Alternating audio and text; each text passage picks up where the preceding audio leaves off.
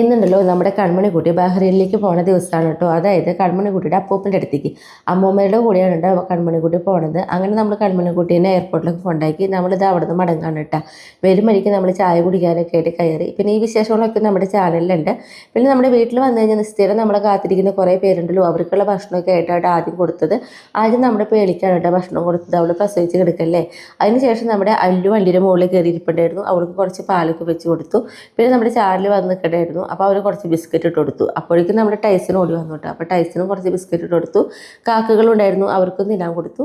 പിന്നെ നമ്മുടെ മീനുകൾക്ക് തീറ്റിട്ട് കൊടുത്തു. മീനുകളെ ഇപ്പോൾ നമുക്ക് കാണാൻ പറ്റില്ല കേട്ടോ, നല്ല വെയിലുള്ള അപ്പോൾ പുറത്തേക്ക് വരുന്നത് കാണാം.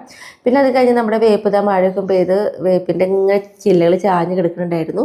പിന്നെ നമ്മുടെ കോഴികൾക്ക് കുറച്ച് ചീനി കരിഞ്ഞ് കൊണ്ടിട്ട് കൊടുത്തു. അങ്ങനെ അവരുടെയൊക്കെ വിശപ്പ് മാറിയതിന് ശേഷം നമ്മൾ നേരെ അടുക്കളയിൽ കയറി വന്ന് ഒരു ബിരിയാണിയൊക്കെ ഉണ്ടാക്കാമെന്ന് വിചാരിച്ച് അതൊക്കെ ഇതാ ഉണ്ടാക്കി വെച്ച്. പിന്നെ നമ്മൾ ക്യാരറ്റ് പറിക്കാനുണ്ടായിരുന്നു. അപ്പോൾ കുറച്ച് കൂടുതൽ ക്യാരറ്റാണ് നമുക്ക് കിട്ടിയിട്ടാണ്.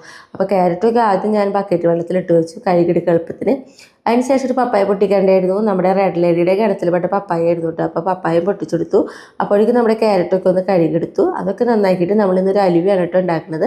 ഈ അലുവയുടെ റെസിപ്പിക്ക് ആയിട്ട് ഞാൻ അടുത്ത ദിവസം വീഡിയോയിൽ വരാം കേട്ടോ.